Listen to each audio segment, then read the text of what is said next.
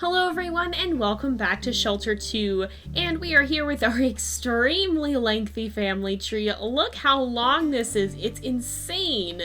We have I think this is generation 25, I want to say 24 or 25. So we've come a long way over the course of, we're on season 5. Yes? Yeah, we're on season 5 now.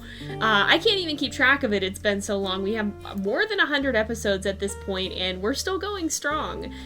We actually have had a very successful season so far. I think we haven't... Yeah, because I believe we started with Crow, didn't we? So we've had all of our kittens survive thus far. So hopefully we won't break that trend in this one. But the time has come for you guys to vote, and you guys have voted. And of our 4 kittens here, you guys have voted for Fordham. So we will be playing as Fordham this time, continuing on with her. We're gonna start a new game in the last playthrough of the season. But don't worry, you guys. I know y'all love Shelter 2. I love playing Shelter 2, and so I'm hoping we'll get to see it back a little bit sooner than usual. So we're gonna go ahead, we'll start a new game with Fordham.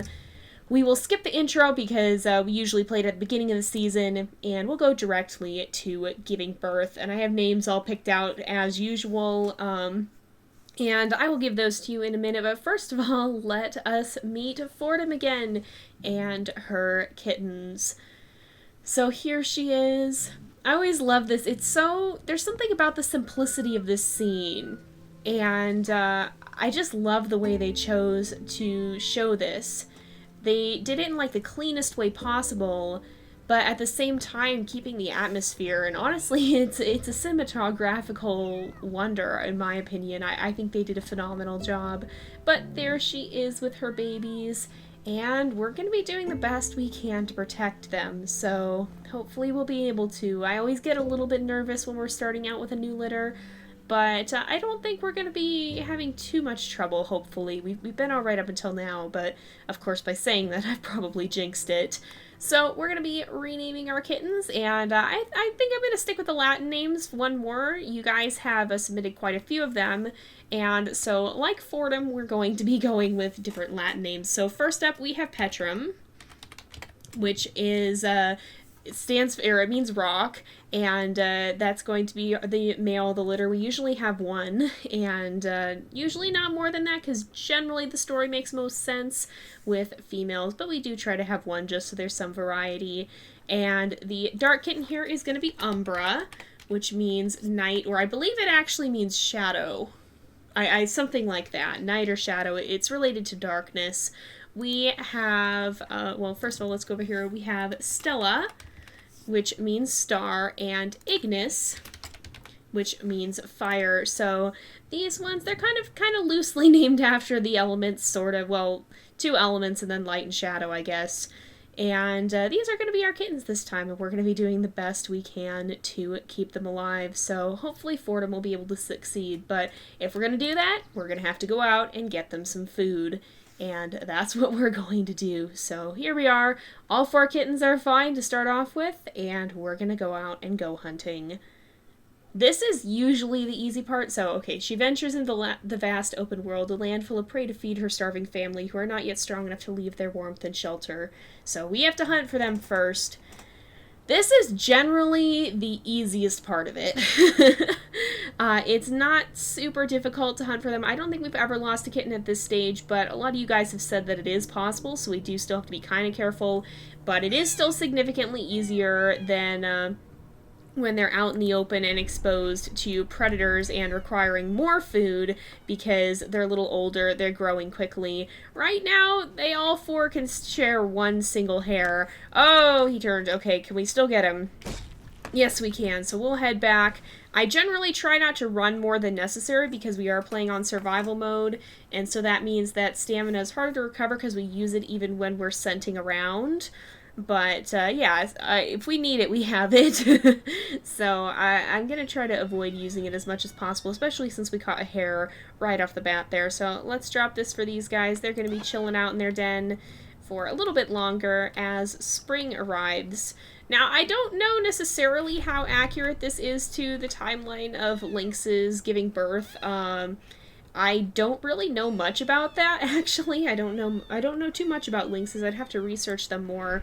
But I imagine, since we do seem to be in a northern region, that this is probably actually already springtime. It's probably just a very cold springtime. But usually I know wolves give birth in, like, I think April to May. So, something like that. And I imagine lynxes would probably be around a similar time, because if they leave in the autumn, I think for the most... Oh, seriously? I think for the most part that timeline makes sense to me. Oh no, we're gonna get this one. We're gonna get this one. There we go. We spent a lot of stamina doing it, but we got him. There I was talking about not spending it. But yeah, I think for the most part this is accurate to what I know. I haven't explicitly researched it, but it's what would make sense to me. A lot of the time the predators are born around this time, and then the prey animals, I think, seem to be born a little bit later, perhaps. I don't actually know. They're all kind of... Usually animals are born in the springtime or early summer or late winter, because that's what's going to give them the best chance of survival. If they were born in the fall or in the dead of winter, then they'd be facing the cold right off the bat and dealing with a lot of the extremes right away, and they just might not make it through that. So for the most part, I think, with the exception of, I think bears may give birth in the winter or before the winter and then hibernate through it. Or I don't actually know. I'm speculating here. But for the most part, animals will give birth in the springtime or in the warmer months, so that by the time winter rolls around, the first winter their babies will actually have to face, they're going to be a lot stronger and better able to withstand it. And so that can vary from region to region too. It's not necessarily the same for regional variations of different species, so you might see northern animals might give birth at a later date, or yes, at a later date probably, than the ones in warmer regions, or maybe you might see it at a different date. I need to, maybe I'll research this for the next episode and get back to you guys, because now I'm curious about this topic, but at the same time, I don't know a lot about it, and so I'm trying to talk here just about the little snippets that I've heard. But yeah, so it can vary from region to region, even for the same species. So since this is fairly northern, then it does make sense that the kittens will be born right at the start of the snow melting, when it's still going to be fairly good temperatures. It's not going to be freezing cold or anything. Here's our collectible progress, by the way.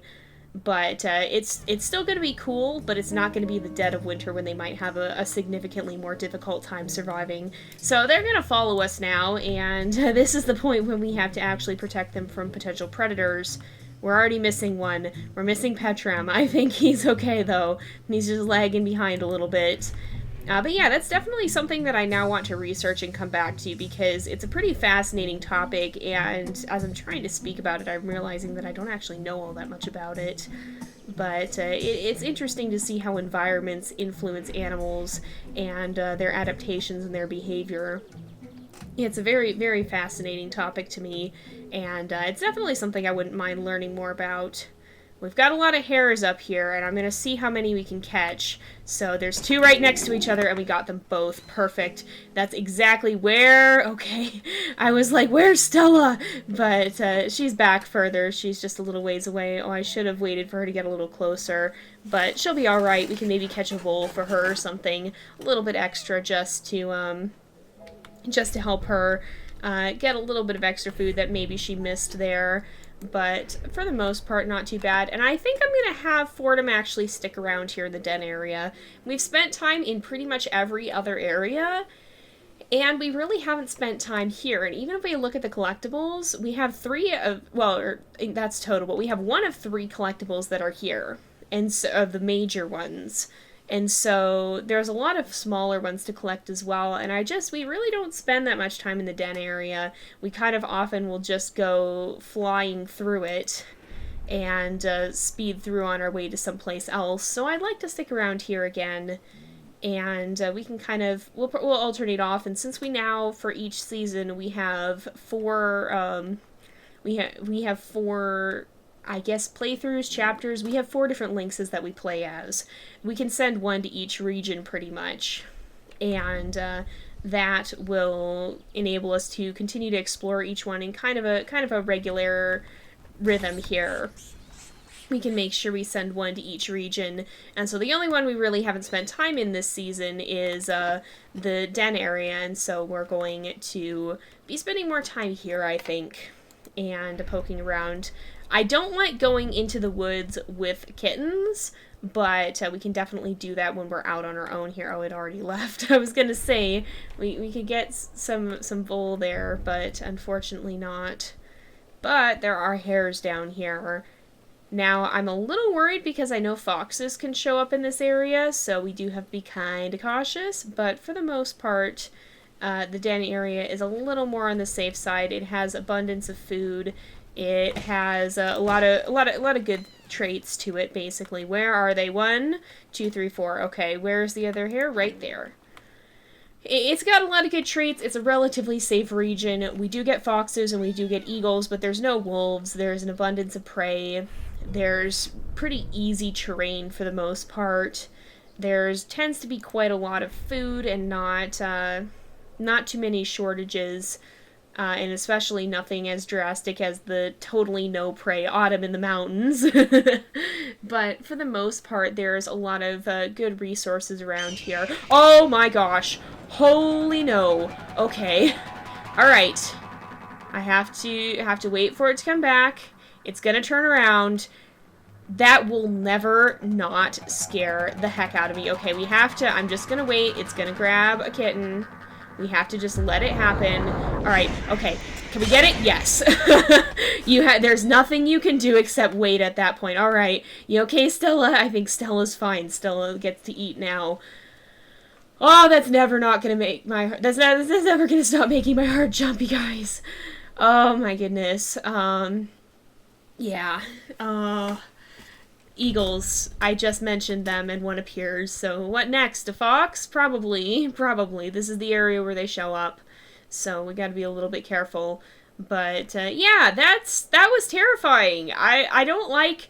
I mean, at least they announce themselves, but at the same time, they announce themselves like they just show up in all their terrifying glory right off the bat with no warning. It's just a scream from the sky out of absolutely freaking nowhere. It's really freaky. I mean, I'm thankful for the announcement. Like, the foxes do not. You just all of a sudden they're right there with no warning whatsoever, but at the same time it's not quite as jarring, and if you see them coming, then it's like, okay, there's a fox coming. I have to be ready to deal with that. Whereas with the eagle, it's like, holy moly, sound out of nowhere. But yeah, I'm gonna go up here. I'm gonna try to catch some of these hares, and we're kind of just gonna move around the region, I think. Do I hear a fox? There's something I heard, but I don't know what it was, and I think it was just me running. Okay, everybody here? 1, 2, 3, 4. Okay. Petram, be careful. I'm worried I'm gonna lose you. Alright, they're good, though. We just have to be kind of careful in this area. We've had, like, 4 predators show up in one episode, too, so by no stretch of the imagination are we out of the woods yet. Yeah, we have to be very careful in this area, especially that I think it feels like there may be more predators in the den area, but there are less other dangers, perhaps. And there are predators everywhere, but they do seem to show up more frequently around here. Nice. Nice. Alright, I don't remember the tactic to this. I think it was just to walk like this. And to let him sneak up on him. And then to turn around and sprint for it. I see him. And then when he rushes in... Yeah, he's sneaking up on us. I'm just gonna sit here and wait. See what he's gonna do. Is he's going for it. He's going for it. Okay. Oh, we got him. Oh my goodness. For a moment I thought I had to jump.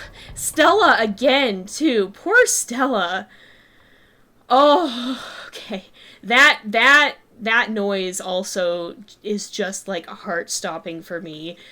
Like, it's just an absolutely terrible noise. Ah. And I mean, yeah, it gets you to act, but it also it can kind of startle you into freezing up sometimes too. I've found sometimes I panic and do the wrong thing. But yeah, that's a terrible, terrible sound.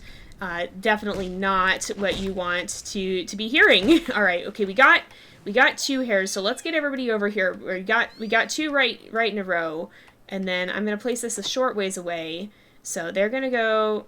Really? Okay, I'm picking this one up, not you. I'm picking the hair up, and go to the other one. I'm eating this.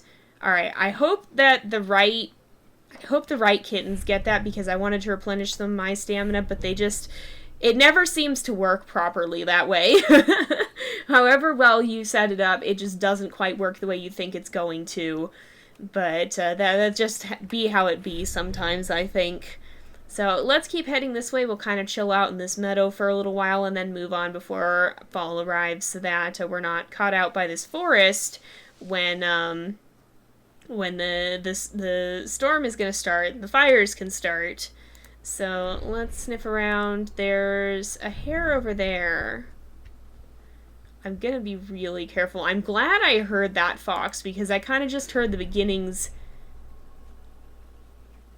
I kind of just heard the beginnings of the sound, and I thought I heard them again for a moment. But I don't think I do. Now I'm going to be super paranoid. But I'm glad that I did hear them when I did, because otherwise it would have been significantly more difficult. Oh, I ran way too early. All right. 1 and 2. Oh, no! No! No! Come back! Come back! I need to eat you! I need food! There we go! Alright, we're gonna go back this way, and, we'll... Oh, they ate already! Okay, you guys get this one. Yes, I know how to eat. I've been eating this whole time. Okay, you guys get this one, because the others already ate. I didn't know they would stop to finish like that. Oh, that's kind of cool, too. The lynx, when the lynx has just eaten, she cleans herself. I've seen her do that before, but maybe it is tied to having eaten recently. Because I think the idle animations have some rhyme and reason to them. But we're going to chill out around here. I'm going to see if I can catch that hare too, perhaps for me this time. Because I want some more stamina to be able to hunt for my babies. There we go. So I'm going to go ahead. I'll drop that. I'll eat that. Are they going to approach again? 1, 2, 3, 4. They're all coming. Okay, we still got everyone. And now I have pretty good stamina. There's more hares up ahead that I can hunt if we need more food, which it's kind of just nice to keep feeding them because I think... Are you looking at something? I don't know. No, I don't think so. It's kind of nice to be able to just hunt and hunt and hunt because I think even if you're feeding them several times in a row, like I think they can eat more than one hare at a time and still have it count. So the more you feed them, the better. It doesn't really hurt to overfeed them as far as I'm aware. It's better to give them too much food than to risk them running low. But there we go. More food for them. We don't want to overhunt this area, but I don't think we have just yet. Is there more over here? Well, maybe we have. Maybe we really have. But I'm not sure. I think we might be alright. We're just going to kind of keep moving. We're going to go this way so that we're on the other side of the map by the time autumn rolls around, and then we'll just circle the den, I think. And that should help. Oh, there's more over here. I'm a little worried, by how close to the tree line this guy is, but we'll still go for it. We'll still try. And I think, here we go. I think if we come over here, there we are. Alright, we were able to catch him. And 1, 2, 3, 4, okay. If I have to pick an order, I'm going to go this way, because that's the order I usually go in. So, it's not a matter of preference for certain kittens or anything. It's just a way of me keeping my own sanity here by making sure that I know who's been fed most recently. I think that's just another skeleton. Yeah, it's another skeleton. But we're gonna head off this way. I think it's gonna be about time to end the episode soon. I'm just waiting for that save to pop up. I don't think it has, but I think it's going to shortly. That or I just missed it. But, oh, there it is, yeah. I figured it was gonna happen soon. So we're gonna go ahead and end off this episode here for today because it is about that time again. So thank you guys so much for watching. I hope you've enjoyed the episode. Don't forget to like and subscribe, and I will see you guys next time. But until then, this is Jay, over and out.